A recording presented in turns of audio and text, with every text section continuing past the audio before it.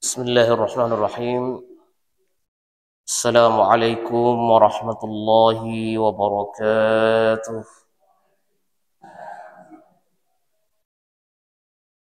Innal hamdalillah nahmaduhu wa nasta'inuhu wa nastaghfiruhu wa nastahdihi wa na'udzu billahi min shururi anfusina wa sayyiati a'malina.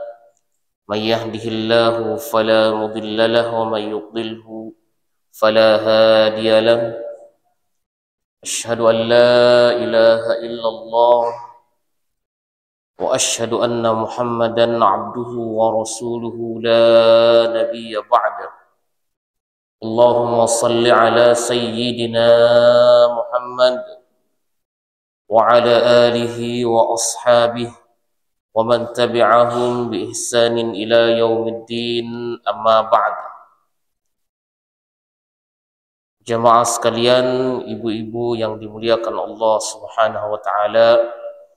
Alhamdulillah, pertama-tama kita bersyukur kepada Allah yang tiada henti-hentinya mencurahkan nikmat-Nya kepada kita semua. Tinggal kita saja bagaimana pandai-pandai kita bersyukur kepada Allah. Karena Allah mengatakan la in syakartum la azidannakum wala in kafartum inna adzabi lasyadid.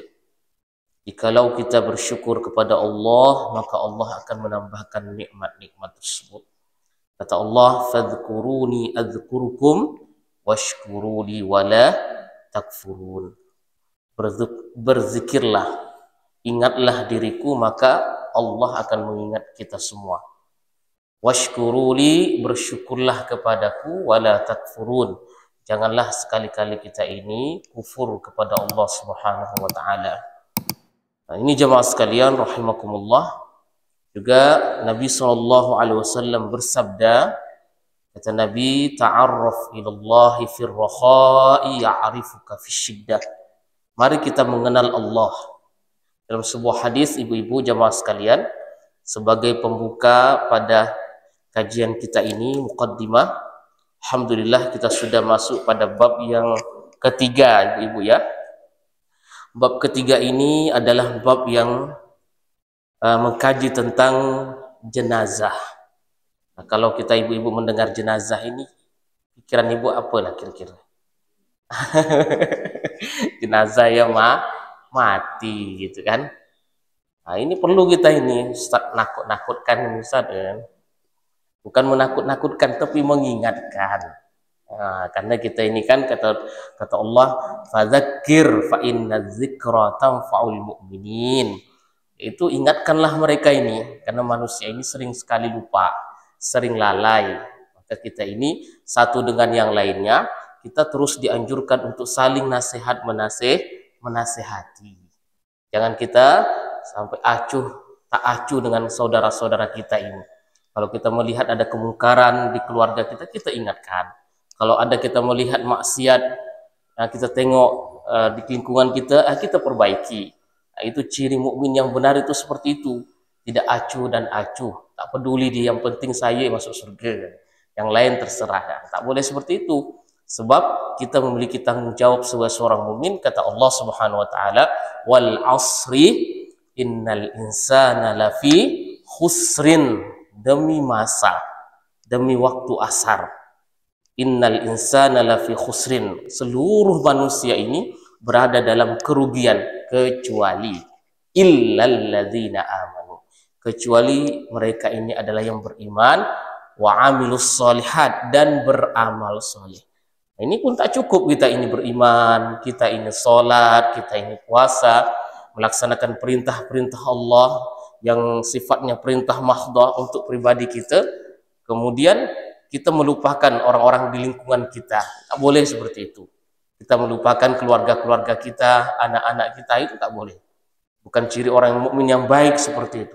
Maka di situ kata Allah, wa amilus shalihat wa tawasau bil haqqi wa tawasau bis sabr. Yaitu saling nasihat menasihati di atas kebenaran. Kemudian juga saling menasihati dalam kesabaran. Kalau Allah mengatakan bil haqq, Sebab yang namanya kebenaran itu ya pahit rasanya, pahit kita dengar, juga sangat tak nyaman kita ucapkan sebenarnya. Orang yang mendengarkan pun kadang tersinggung. Nah, kadang tersinggung, kadang berjarak dengan kita. Tapi yang paling penting adalah kita sudah menyampaikan, itu saja. Ma ana illal balag, kata Nabi SAW, innama ana illal balag, saya ini hanya menyampaikan saja. Tak ada urusan kita untuk memaksa orang. La ikraha fid din, tidak ada paksaan dalam agama kita ini. Faman syaa'a falyu'min wa man syaa'a falyakfur, barang siapa yang menginginkan beriman, silakan dia beriman. Barang siapa yang mereka ini mau kufur, silakan mereka ini kufur. Allah memberikan pilihan bagi kita semua, tinggal kita masing-masing mau jalan yang lurus apa mau jalan yang bengkok. Fattah wala tattabi'us subul, kata Nabi, kata Al-Quran, jangan ikut jalan-jalan. Jalan itu satu ya, jalan yang lurus, dan ada jalan yang lain. Jangan kita ikut jalan-jalan yang tersesat tersebut. Maka di sini saya ini hanya menyampaikan saja. Ma ana illal balagh lasta alaihim bimusaitir. Bukan kita yang mengendalikan. Saya tidak mengendalikan hati ibu-ibu ini, tapi saya hanya memberikan apa yang saya tahu. Itulah saya sampaikan, tidak keluar dari, insya Allah tidak keluar dari apa yang dikatakan Allah dan apa yang dikatakan Nabi kita Muhammad SAW. Kalaupun itu ada keliru, maka itu datangnya dari saya sendiri, kekurangan saya dari sendiri. Maka kalaupun ada ibu-ibu yang ingin mengkoreksi, memperbaiki, ya silakan, terbuka. Saya tidak mengatakan saya ini paling benar, paling tahu, tidak. Kayak Bapak Ibu, ibu-ibu jamaah sekalian yang Allah Subhanahu wa taala, kita teringat salah tadi itu, kita kenali Allah Subhanahu wa taala di waktu kita ini senang. Kata Allah dalam sebuah hadis, kata Nabi, ta'arraf ilallah fir rakha ya'rifuka fi syiddah. Kita kenali Allah, kita bersyukur kepada Allah, kita beribadah kepada Allah dalam kondisi kita ini lapang, dalam kondisi kita senang, dalam kondisi kita kaya, dalam kondisi kita sehat, masih hidup. Betul-betul kita pergunakan kesempatan tersebut. Sebab kalau sudah mati, sudah jasad ini terbujur kaku, apalagi yang mau kita harapkan di situ? Yang kita harapkan adalah yang pernah kita lakukan dahulu, amal soleh, bentuknya ilmu yang bermanfaat, anak-anak yang baik, kemudian selanjutnya sedekah jariah. Itulah yang kata Nabi SAW yang bermanfaat bagi kita. Kemudian apabila manusia sudah terbujur kaku, la yanfa' malu wala banun illa man atallah biqalbin salim. Tidak ada manfaat harta dan anak-anak kita semua kecuali yang datang kepada Allah Subhanahu wa taala dengan hati yang bersih. Yauma yatadzakkarul insanu wa anna lahu dzikra. Pada saat itu manusia akan mengingat kembali. Pada saat kita sudah mati, ibu-ibu, kemudian manusia dibangkitkan satu persatu nih. Bangkitkan, ada yang bangkitkan dalam bentuk yang tampan, cantik, ada yang dibangkitkan kepalanya kayak anjing, kerak, dan lain sebagainya. Macam-macam bentuknya manusia tersebut. Kondisinya pun macam-macam. Maka manusia akan mengingat kembali, kata Al-Quran, yatazakkarul insan, artinya mengingat-ingat dulunya apa yang sudah pernah dilakukan dia di dunia. Wa anna lahu dzikra. Kemudian dia mengatakan yaqul, yang mereka mengatakan ya laitani, oh Tuhanku, aduhai Tuhanku. Ya laitani ini kalau dalam bahasa Arab itu, laita itu ungkapan perandai-andaian, seandainya. Tapi seandainya tersebut bukan bisa dicapai, seandainya sesuatu yang tak bisa dicapai. Seandainya dulu, tapi tak bisa diraih kembali. Kata Al-Quran di dalam surah An-Naba, ya laitani kuntu turaba. Seandainya, kata orang kafir ini, saya ini jadi debu ya. Sebab binatang dan lain sebagainya hancur begitu saja, tapi manusia tidak bisa hancur kecuali mereka harus bertanggungjawabkan masing-masing. Ya laitani qaddamtu li hayati. Ya Allah, ya Tuhanku, seandainya dulu saya ini telah mempersembahkan yang terbaik untuk hariku sekarang ini. Mereka menyesal sekali. Tapi untuk apa penyesalan tersebut? Sudah tidak bisa, tidak bisa lagi kita perbaiki. Maka disinilah kesempatan kita, kata Nabi SAW, ingatlah Allah.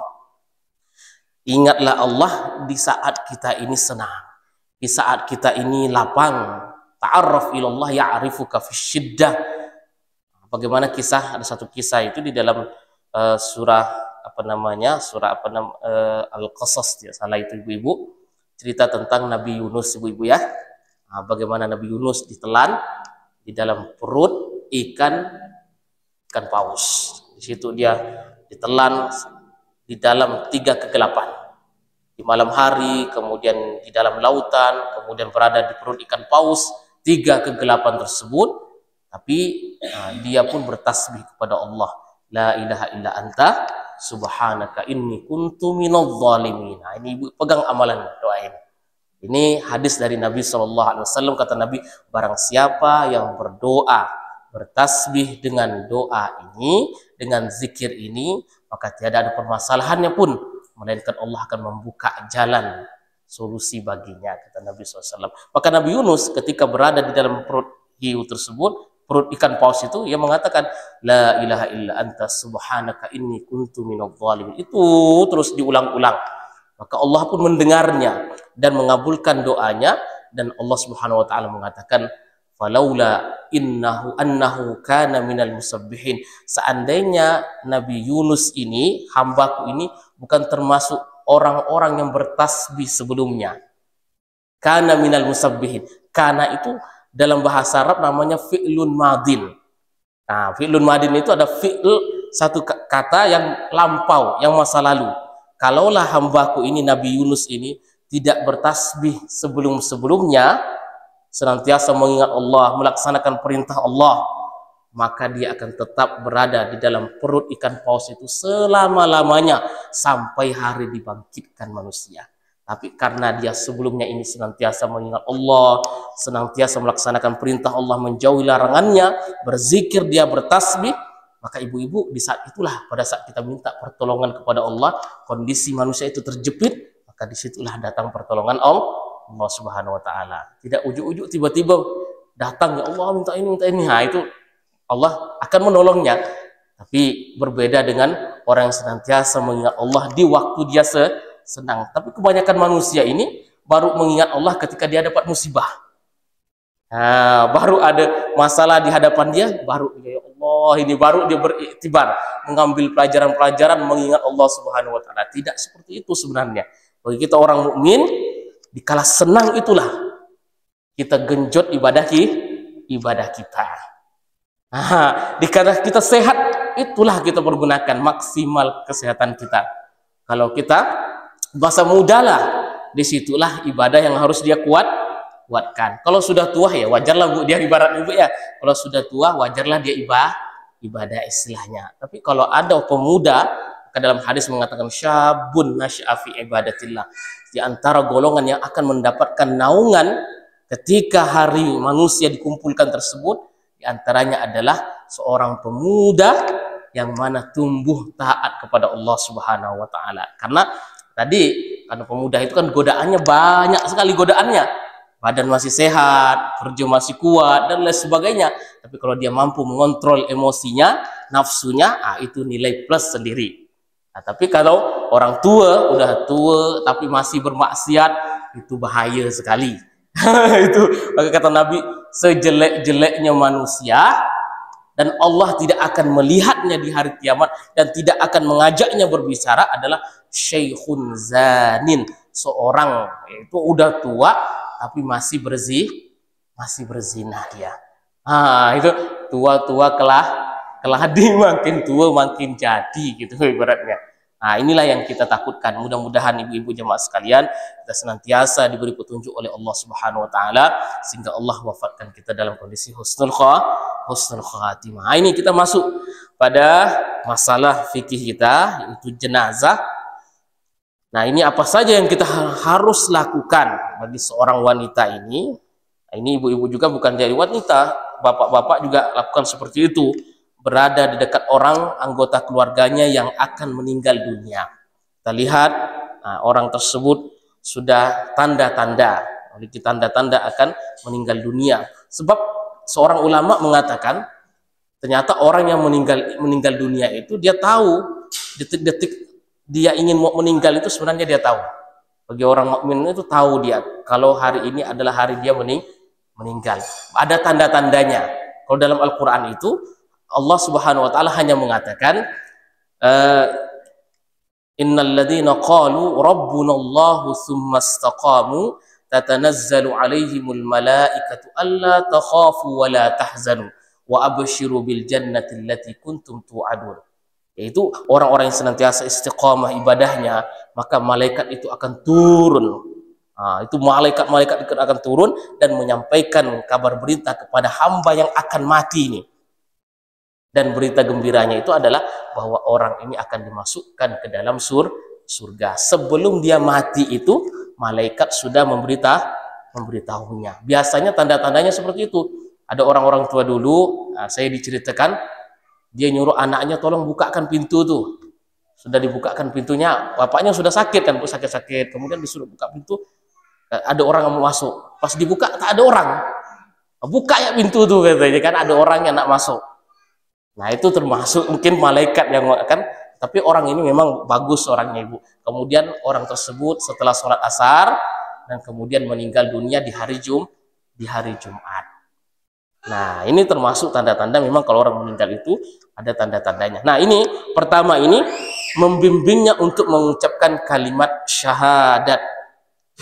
Membimbingnya dari Sa'id Al-Khudri, Rasulullah bersabda, laqinu mautakum la ilaha illallah, talkinkanlah, bimbinglah orang-orang yang akan mati ini di antara kalian kalimat la ilaha illallah. Talkin ini diharapkan agar akhir dari ucapan si mayit adalah la ilaha illallah. Kita talkin itu kita ajarkan, kita bisikkan di telinganya la ilaha illallah. Itu saja. Jangan ditambah la ilaha illallah Muhammadar Rasulullah, karena itu berat. Cukup dialah la ilaha illallah. Kemudian kalau dia sudah mengucapkan la ilaha illallah, berhenti. Jangan lagi kita talqinkan kalau dia sudah mengucapkan la ilaha illallah. Tapi kalau dia ngomong minta minum misalnya, maka kita talqinkan lagi la ilaha illallah. Harapannya adalah ketika akhir kalamnya ucapannya inilah la ilaha illallah. Nabi mengatakan barang siapa yang akhir kalamnya adalah la ilaha illallah dakhalal jannah. Nah, ibu-ibu banyaklah video sekarang kita tengok ya. Ada seorang ulama ya kan, orang soleh, ketika sedang mengucapkan la ilaha illallah saja sedang mengajar gini ibu. Kemudian yang dia ucapkan itu, wahai kaum muslimin, kalimat tauhid adalah kalimat yang mulia, kalimat la ilaha illallah. Tiba-tiba wafat. Nah ini kan kita harapannya seperti itu Bu ya, itu mengharapkan kalimat terakhir dari ucapan kita itu la ilaha illallah, kemudian kita meninggal. Jaminan dari Nabi apa? Masuk surga dia. Udah dijamin sebagai seorang husnul khatimah. Yang kedua, menghadapkannya ke kiblat setelah orang ini meninggal. Berdasarkan hadis Yahya ibn Abdullah dari Abu Qatadah dari bapaknya, bahwasanya ketika Nabi datang di Madinah, beliau bertanya tentang Barra ibn Ma'rur. Lantas orang-orang menjawab, dia sudah wafat dan mewasiatkan sepertiga hartanya untukmu wahai Rasulullah.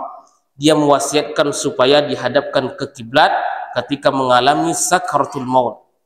Rasulullah menjawab, dia telah menepati fitrah, kukembalikan sepertiga hartanya kepada anaknya. Kemudian Rasulullah berangkat dan mensalatkannya. Beliau berdoa, wahai Allah, ampunilah dia, sayangilah dia, masukkanlah dia ke surga, sungguh engkau pasti melakukannya. Nah ini dihadapkan ke kiblat. Ada dua cara di sini. Kata Barra ibn Ma'rur, ini adalah orang yang pertama dihadapkan kiblat, baik ketika masih hidup maupun pada saat dia sudah mati. Catatannya, bagaimana cara menghadapkan orang yang sekarat ke kiblat? Menghadapkan ke kiblat menurut ulama ada dua bentuk. Yang pertama, ditidurkan telentang dan wajahnya dihadapkan ke kiblat. Gimana tuh Bu?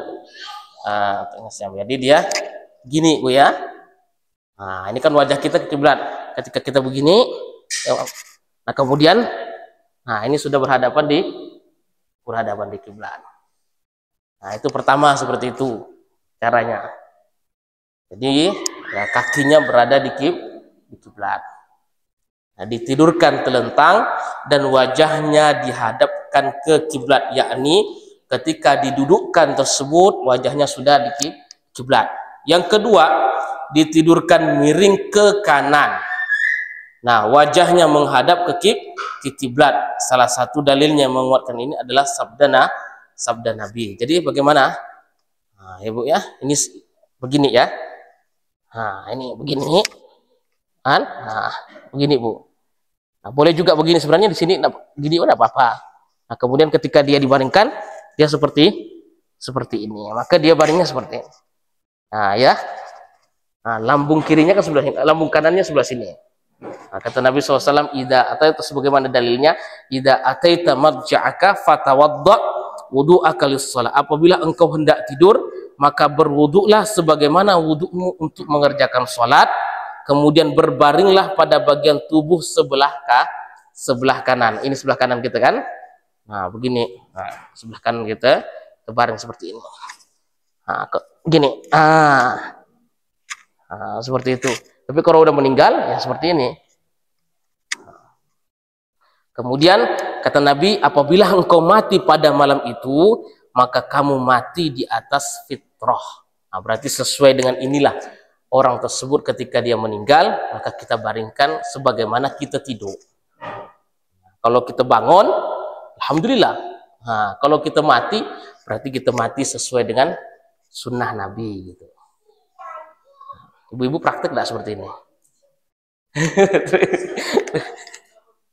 Nah, bolehlah praktek Ibu ya. Nah, tidur di lambung sebelah kanan. Nah, ini apabila orang itu sudah mati dan ruh sudah meninggalkan jasadnya, maka orang-orang yang hadir di tempat itu yang sebagiannya adalah kaum wanita harus melakukan hal-hal berikut ini. Kalau dia melihat di situ sudah ruhnya diangkat, kemudian pasti matanya itu akan juga ikut dia, karena dia melihat jasadnya sedang diambil. Maka fatabi'ahul basar, maka dia akan melihat, maka matanya itu tercelak, matanya terbelalak, matanya seperti itu. Maka kita pada saat itu ditutup. Kalau dia ini masih di awal-awal seperti itu, masih mudah ditutupnya. Tapi kalau dia sudah lama, ini matanya sudah sulit untuk ditutup. Rasulullah datang melayat Abu Salamah yang matanya masih terbelalak. Ibu jangan mengira terbelalak berarti dosanya banyak gitu kan. Ini terbelalak matanya, dosanya banyak nih, bukan. Memang gitulah dia kalau orang mati itu. Lalu beliau memejamkannya. Lantas Nabi bersabda, sesungguhnya ruh itu apabila dicabut, maka pandangan mata akan mengikutinya. Nah, ketika dicabut di sini, maka dia akan melihat ruhnya tersebut. Dan sebelum dia mati, detik-detik tersebut akan diperlihatkan tempatnya, ini diperlihatkan surga dan neraka. Diperlihatkan itu. Ngeri ya rasanya Bu ya. Ngeri kan. Nah, ini kedua, setelah orang ini meninggal, maka kita pun mendoakannya. Yang mendoakannya, Allahumma ghfir li Abi Salamah, kata Nabi. Nabi SAW selesai memejamkan mata Abu Salamah ini, kemudian Nabi berdoa untuknya, kata Nabi, Allahumma ghfir li Abi Salamah, ya Allah ampunilah Abu Salamah, warfa' darajatahu, angkat derajatnya, wakhlufhu fi aqabihi fil ghabirin, waghfir lana walahu ya rabbal alamin, wafsah lahu fi qabrihi wa nawwir lahu fihi. Nah, ini boleh kita dalam bentuk bahasa Indonesia, boleh. Allahumma ghfir, ya Allah ampunilah dosa-dosa fulan ini, berikanlah dia ini, ampunkanlah dosa-dosanya, angkatlah derajatnya, tempatkanlah di sisimu, masukkanlah dia ke dalam surga, lapangkanlah kuburannya. Boleh pakai bahasa Indonesia, boleh menggunakan bahasa Arab sebagaimana redaksi Nabi mengatakan ighfir li Abi Salamah warfa'. Warfa' itu angkat, artinya derajatnya. Warfa' darajatahu, kemudian gantikanlah, kan, ganti untuk keluarganya dari kalangan orang-orang yang masih hidup. Ampunilah kami dan dia, wahai pelihara sekalian alam, longgarkanlah untuk dia kuburannya, terangilah dia dengan cahaya di kuburannya. Jadi kuburan itu gelap gulita ibu-ibu. Kalau malam-malam bolehlah kita merasakan, matikan lampu semuanya, ibu-ibu ya. Nah, kita duduk tidur di lambung sebelah kanan kita. Boleh kita mikirkan merenungi seandainya kita mati, tak ada kawan kita sendiri di kuburan tersebut, bagaimana rasanya. Mengerikan ya ibu-ibu ya. Nah ini maka kata Nabi SAW di situ, terangilah kuburannya. Maka kita kan biasa dianjurkan untuk baca surah apa bu? Surah Al-Muluk dan Al-Waqi'ah, ya kan? Supaya apa? Supaya diterangi kuburan-kuburan kita nih. Nah, yang ketiga, menutup seluruh tubuhnya dengan kain. Kain apapun tidak apa masalahnya, cuman di sini Aisyah mengatakan ketika Rasulullah wafat, tubuh beliau ditutupi dengan kain hibrah, kain putih dari kapas berasal dari Yaman, kain putih. Keempat ini, segera mengurus dan mengkuburkannya. Ini dianjurkan segera itu. Asri'u bil jenazah fa in taqu salihatan fa khairun tuqaddimunaha. Bersegeralah dalam pengurusan jenazah, karena jika dia orang baik maka itu berarti kebaikan yang kalian segerakan untuknya. Jika dia tidak baik maka itu adalah keburukan yang kalian letakkan dari pundak kalian. Jadi ini kalau misalkan orang saleh, berarti kita telah berjasa untuk orang tersebut karena meletakkan tempat yang baik. Tapi kalau kita ini, kalau seandainya orang tersebut adalah orang buruk, berarti kita sudah melepaskan tanggung jawab kita. Segera, jangan sampai 2 hari gitu kan. Kecuali memang itu ada satu kondisi. Saat itu Nabi SAW beliau meninggal di hari Senin. Kemudian baru dimakamkan di malam Rabunya. Jadi ada hari Senin tersebut ada 1 hari lah bu ya, 1 hari lebih di situ Nabi SAW tidak dikuburkan, tidak dimakamkan. Apa penyebabnya? Penyebabnya itu adalah karena kepemimpinan. Bukan apa-apa, karena pada saat itu tidak ada yang memimpin umat Islam, sedangkan musuh-musuh Allah, mereka yang ada di Mekah, kemudian mereka yang juga ada di perbatasan-perbatasan Madinah ini siap menyerang umat Islam. Begitu juga di dalam Madinah orang-orang munafik, maka perlu pemimpin. Dan pada saat itu umat Islam, sahabat-sahabatnya syok sekali. Ketika Rasulullah wafat, mereka tahunya ini Rasulullah ini tidak akan mati. Tahunya kok Rasulullah akan bersama terus dengan mereka. Ketika mereka mendengar Rasulullah itu meninggal, tak ada satu keluar ucapan apapun. Tadi itu lutut mereka ini luar biasa, tak bisa bergerak sama sekali badannya. Kemudian Umar kayak orang kerasukan, ngomong ngeracau sini, ngeracau sana. Umarul Khattab, kata Umar, barang siapa yang mengatakan Muhammad telah mati, berarti dia ini munafik, harus dipotong kepalanya. Sebab Muhammad itu tidak mati, Muhammad itu pergi menemui Tuhannya, sebagaimana Musa pergi menemui Tuhannya selama 40 hari. Jadi megang pedang dia Umar ini. Siapa ngomong Muhammad mati, saya potong kepalanya. Ada Abu Bakar di situ. Abu Bakar berada di luar Madinah, di Sunuh. Ketika mendengar Rasulullah meninggal, segeralah Abu Bakar menuju rumahnya Nabi SAW, kemudian membuka. Jadi di sini boleh seseorang itu membuka kain kafan sang mayat tersebut, dibukanya kemudian diciumnya. Kata Abu Bakar, tibta hayyan wa mayyitan. Engkau hidup dalam kondisi baik, begitu juga dalam kondisi meninggal.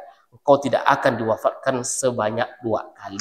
Cukup sekali manusia itu wafat, tak ada 2 kali manusia itu meninggal. Maka di situ setelah itu Abu Bakar menuju sahabat-sahabat yang lain melihat Umar, kata Abu Bakar, diam engkau wahai Umar. Umar tetap ya ngomong ini ngomong itu. Akhirnya Abu Bakar pergi dan mengatakan, man kana ya'budu Muhammadan fa inna Muhammadan qad mat. Barang siapa yang mengatakan, barang siapa yang menyembah Muhammad, ketahuilah Muhammad telah mati. Wa man kana ya'budullah fa innallaha hayyun la yamut. Barang siapa yang menyembah Allah, ketahuilah Allah itu maha hidup, tak akan pernah mati. Wa ma Muhammadun illa rasul qad khalat min qablihi rusul afa immata aw qutila qalabatum ala aqabikum wa may yanqalibu ala aqibaihi fala yadurrullaha syai'a. Kata Abu Bakar mengutip firman Allah Subhanahu wa taala, katanya Muhammad itu hanya utusan Allah saja, rasul. Telah datang rasul-rasul sebelumnya. Apabila Muhammad itu mati, apakah kalian akan kembali ke agama kalian sebelumnya? Maka di sini sadarlah para sahabat tersebut, ternyata ada ayat itu dalam Al-Quran yang berbunyi seperti itu. saking lupanya mereka tuh hafal Quran semuanya, Bu. Cuman karena dahsyatnya Rasulullah meninggal pada saat itu, mereka lupa Al-Quran itu. Maka ketika Abu Bakar membaca, ikut semuanya membaca. Nah, barulah mereka sadar. Umar pun mengatakan, barulah saya di situ tersadar ternyata Rasulullah sudah meninggal. Dahsyat sekali itu. Maka belum berhenti di situ. Para sahabat pun bingung menentukan siapa yang akan menggantikan Nabi di situ. Karena Rasulullah tidak mengatakan sepatah kata pun yang menggantikan setelah Nabi itu. Misalkan Rasulullah meninggal, wahai Ali, datanglah engkau jadi penggantiku. Wahai Abu Bakar, tak ada seperti itu. Cuman ada isyarat-isyarat ya. Isyarat Nabi SAW pada saat itu ketika beliau sakit-sakit, kata Rasulullah, muru Abu Bakrin fal yusalli bin nas. Perintahkan Abu Bakar untuk menjadi imam. Itu Rasulullah sakit tuh. Tapi Aisyah tak mau, Aisyah itu merasa keberatan. Sebab dia tahu sendiri bapaknya ini kalau sholat itu tak bisa menyelesaikan sholat bacaannya. Kalau baca Al-Fatihah itu, wah, begitu meresapi, nangis sekali dia. Nah, tak selesai Al-Fatihahnya itu. Nah, maka di situ orangnya tak kuat, maksudnya ini sering tersentuh sekali. Kalau memimpin itu orang lemah lah jadinya kan, diragukan. Kata Rasulullah, perintahkan Abu Bakar, harus Abu Bakar. Umar, ya Rasulullah, tidak, harus Abu Bakar. Oh, gitu kan. Akhirnya Abu Bakar menjadi imam. Ini isyarat. Nah, kalau masalah akhirat dia ada Abu Bakar, apalagi masalah dunia. Kemudian di situ orang-orang Ansar, mereka ini berkumpul di salah satu tempat Bani Saqifah. Nah, mereka menentukan siapa pemimpin mereka. Ada di situ Sa'ad bin Ubadah, ada sahabat yang lain dari kalangan Ansar menentukan pemimpin. Mendengar ini, Abu Bakar yang sedang menyiapkan pemakaman Rasulullah SAW, mendengar bahwa mereka orang Ansar ini sudah menyiapkan pemimpin. Segeralah Abu Bakar dan Umar menuju tempat tersebut dan melihat, apa yang kalian lakukan? Kami sedang menyiapkan pemimpin, katanya. Loh, Rasulullah belum mau dimakamkan ini. Penting kepemimpinan ini. Siapa yang kalian pilih? Ini pemimpin saya, Sa'ad bin Ubadah, kata mereka ini. Sebab gini saja solusinya, kata mereka ini. Di kalangan Ansar ada pemimpin, Muhajirin pun ada pemimpin. Bagaimana ceritanya ada dua pemimpin, gitu kan? Akhirnya di situ kata Umar bin Khattab, apakah kalian ini berani menjadi pemimpin? Di situ masih ada Abu Bakar. Yang mana Abu Bakar itu bersama Rasulullah ketika hijrah. Rasulullah pun mengatakan, kalau saya masuk, pasti masuk dengan Abu Bakar. Kalau keluar bersama Abu Bakar. Tidak ada yang bisa mengganggu Abu Bakar selama berada di sisiku. Pokoknya segala-galanya harus ada Abu Bakar, kata Rasulullah SAW. Tidak ada manusia yang pertama menerima dakwahku kecuali Abu Bakar. Dia habiskan hartanya, tenaganya, seluruhnya untuk diriku dakwah ini. Yang mana kalian ini menolak dakwahku. Kata Rasulullah SAW, hanya Abu Bakar yang berada di sisiku. Kata Umar, siapa yang berani mau memimpin seperti ini kalau ada Abu Bakar? Saya tak berani, kata Umar.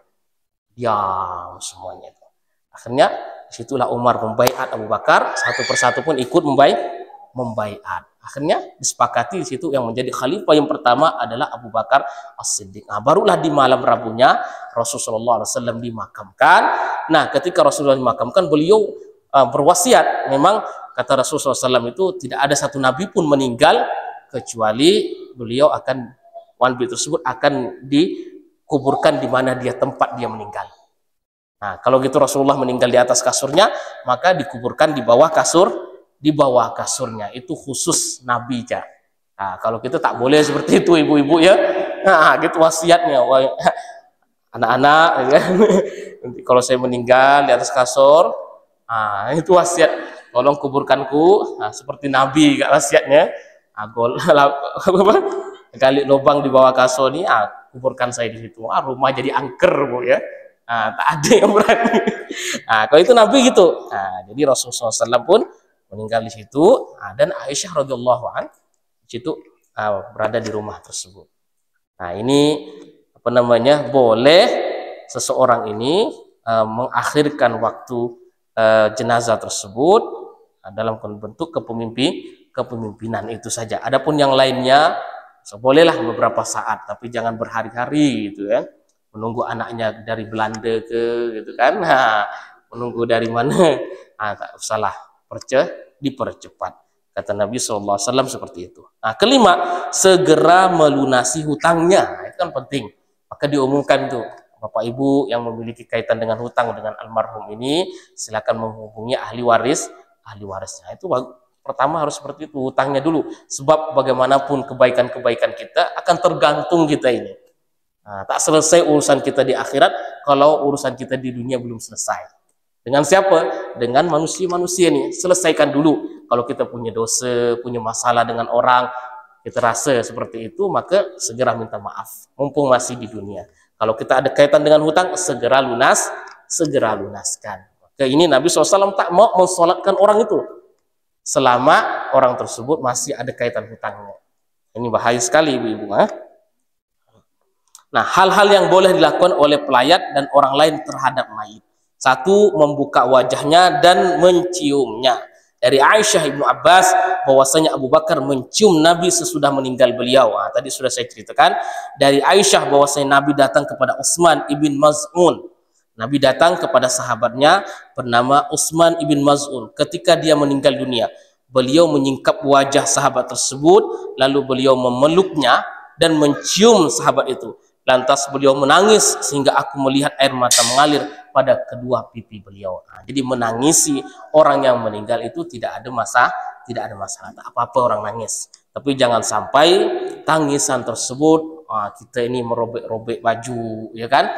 Kemudian meratapinya, kemudian menyesalinya, itu tidak diperbolehkan seperti itu.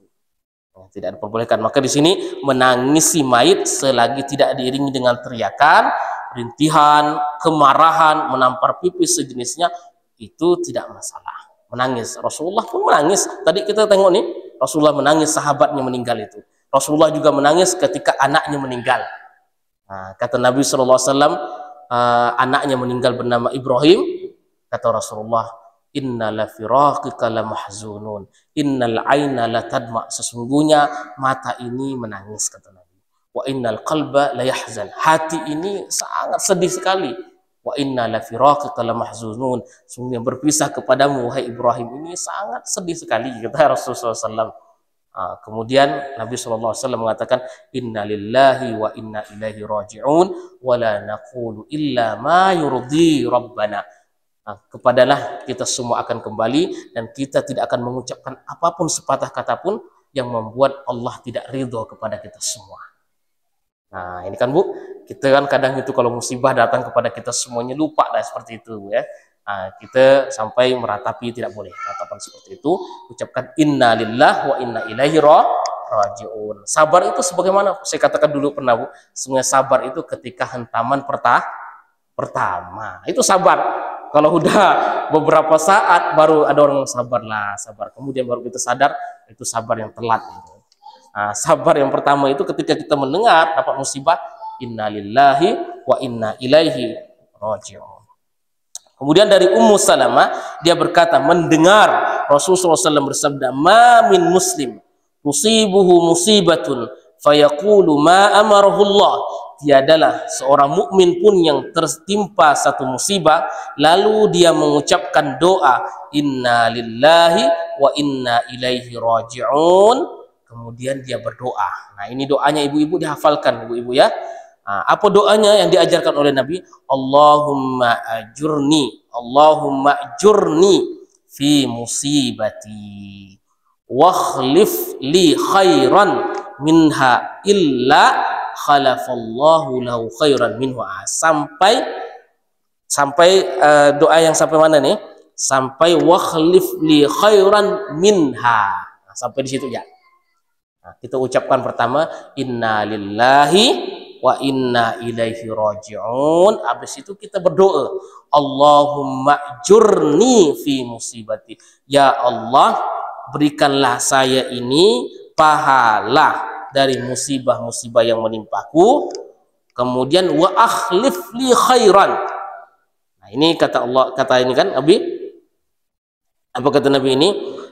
Gantilah untukku sesuatu yang lebih baik daripadanya. Nah, doanya ringkas ya. Udah hafal Bu? Allahumma ajurni fi musibati wa akhlif li khairan minha. Nah, Pakai bahasa Indonesia boleh enggak Ustaz? Boleh, enggak apa-apa. Ya Allah, limpahkanlah pahala terhadap musibah yang menimpaku, kemudian gantikanlah yang terbaik dari yang meninggalkanku ini.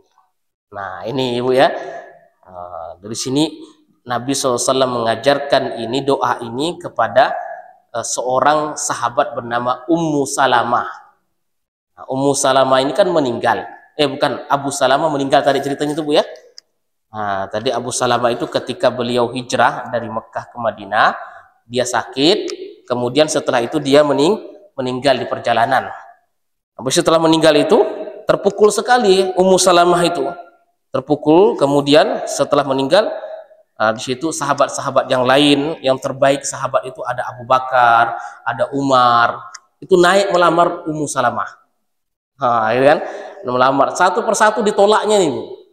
Abu Bakar ditolaknya, melamar itu. Kemudian naik lagi Umar, ditolaknya. Kurang baik apa lagi Abu Bakar sama Umar Bu? Jauh lebih baik daripada Abu Salamah. Kata Nabi Shallallahu Alaihi Wasallam, tadi diajarkan doa nih, gantikanlah saya yang lebih baik daripada Abu Salamah. Maka di situ Rasulullah SAW melamar Ummu Salamah. Jadi diganti oleh Allah Subhanahu Wa Taala jauh lebih baik daripada suaminya ini. Ini tapi syaratnya suaminya udah meninggal Bu ya. Jangan suaminya masih hidup, doa jam ini tak boleh. Nah ini apa namanya, maka Allah akan menggantikan yang lebih baik.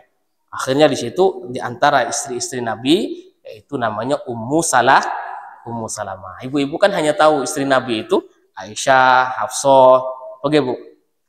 Nah, tapi tak tahu ternyata ada istri Nabi bernama Ummu Salamah. Nah, ini jemaah sekalian. Selanjutnya di sini satu sekedar catatannya, sekadar menangisi mayit itu tidak masalah. Karena yang dilarang adalah mengucapkan kata-kata mengekspresikan rasa kecewa, marah terhadap takdir Allah dan ratapan yang diharamkan. Akan tetapi tidak mengapa bila seorang mengungkapkan rasa iba terhadap orang yang hampir meninggal dunia pada saat itu mengalami sakaratul maut, sebagaimana perkataan Fatimah kepada Nabi mengalami sakaratul maut. Aduhai, alangkah beratnya sakitmu ayahandaku. Lantas Nabi bersabda, tiada kepayahan lagi yang dirasakan ayahmu sesudah ini. Nah, di sini boleh kita merasa iba kepada orang yang mau meninggal tersebut. Sakitnya kau merasa iba, merasa kasihan. Kedua, apakah mayit disiksa karena tangisan keluarganya atau ratapan mereka? Ada yang menyatakan bahwa di antara ulama tersebut, sahabat tersebut seperti sahabat bernama Abdullah ibnu Umar, dan ini juga apa namanya, sahabat-sahabat yang lain ada yang mengatakan bahwa gara-gara nangis ya orang ini disiksa. Kasihan sekali orang yang meninggal ini. Belum bawa dosanya, bawa dosa orang lain lagi. Itu maksudnya Ibu ya.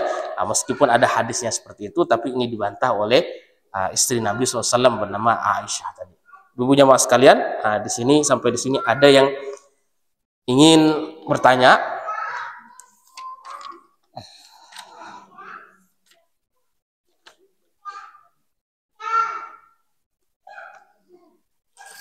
Saya izin minum dulu.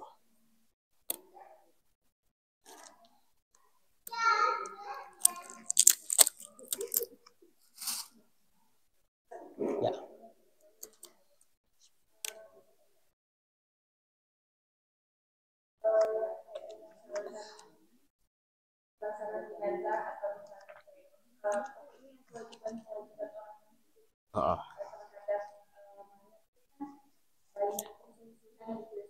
Oh.